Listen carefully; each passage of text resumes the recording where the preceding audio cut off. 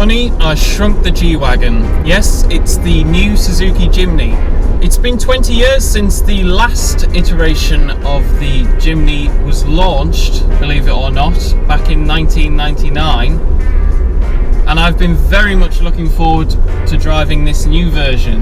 And I know Harry will be sat at home watching this, very jealous indeed, because he likes this sort of stuff, as do I. Although actually thinking about it, Harry probably won't be sat watching me. I don't think he's really interested in what I've got to say about anything. Anyway, the new Suzuki Jimny, is it any good? In a word, yeah. Let's start with off-roading then. The Suzuki Jimny is a true 4x4. It still uses a ladder chassis like the old car, except this time they've added 2 extra beams across the structure to make it more durable and stiffer. The car also boasts different gearing options. Down here you've got 3 different settings, 2 high, which it's in at the minute, which is for normal road use, 4 high, which is a sort of step up, brings in the 4-wheel drive, you know, if it's wet, sort of stuff like that.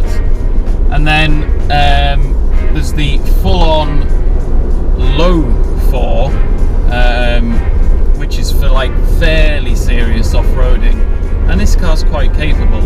It doesn't, however, have any locking diffs or anything like that. It's not quite that serious. However, Suzuki gets around that by using a clever electronic traction control system. Basically what it does, and I'm going to sound a bit nerdy now, shock, it brakes a slipping wheel, so the system can send the power and the torque to asymmetrical wheels. Therefore it should get you out of those tricky situations.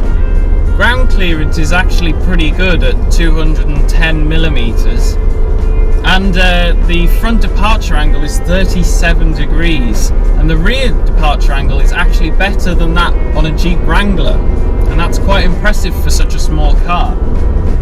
The Jimny's nowhere near as big as the likes of the Wrangler and the Defender though. It's actually more similar in size to city cars. It's a tiny weeny bit longer than a Volkswagen Up, and it's nearest damn it the same width. Obviously it's just a lot higher up. That means you get a nice clear view ahead above all the other traffic. It's actually got excellent visibility all round, big windows, square body. It's going to be dead easy to park in and around town. It's more of a mountain goat in a world of big lumbering polar bear Defenders, and that's good. On the inside it's a big step up from the old car, but that's like saying, I don't know, centre parting is a big step up on the mullet.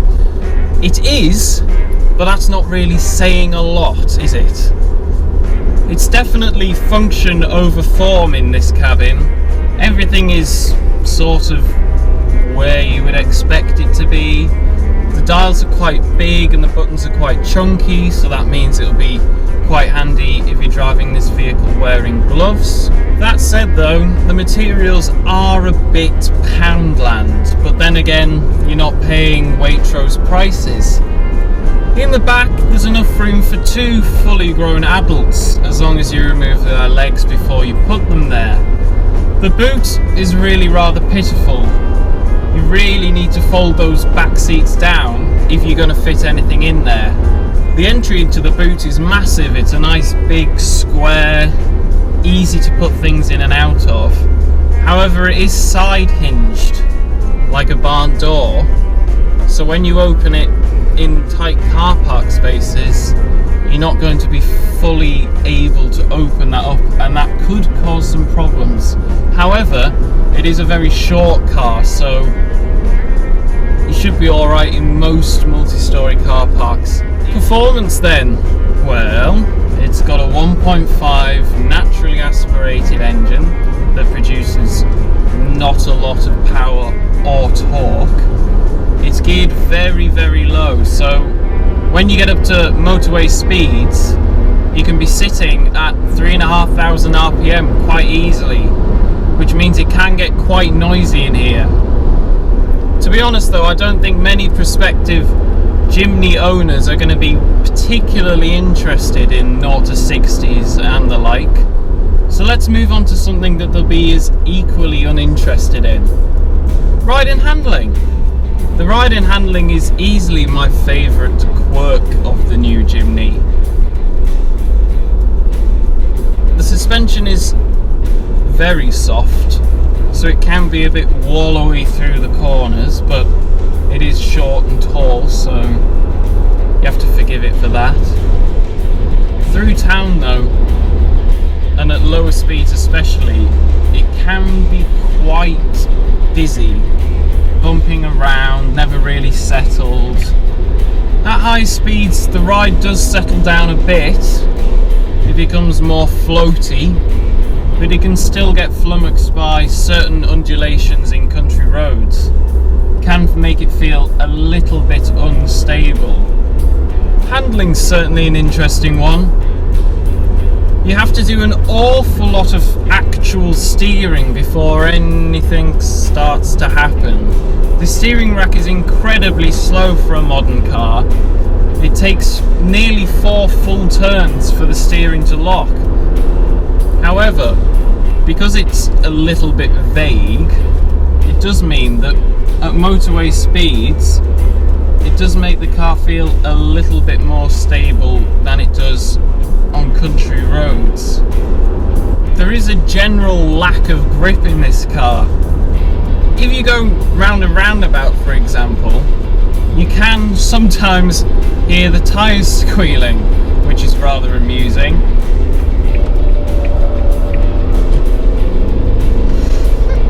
Although the steering's quite vague on centre, once you do start to get past the halfway point, there's more feel than you might expect.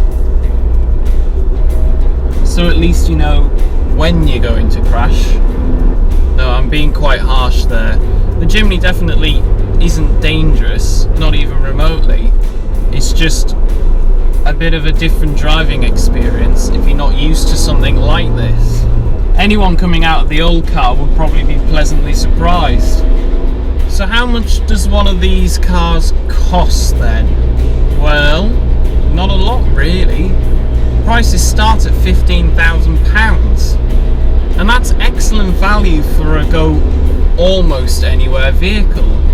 Its only main real rivals are the Fiat Panda 4x4 and the Dacia Duster. And to be honest, I'd have to get all three together in some capacity in order to decide which was best. If it's just off-roading though, then the Jimny is in a class of its own.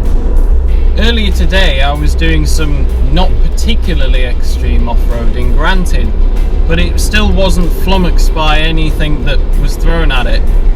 I'll insert some footage here of what that looked like.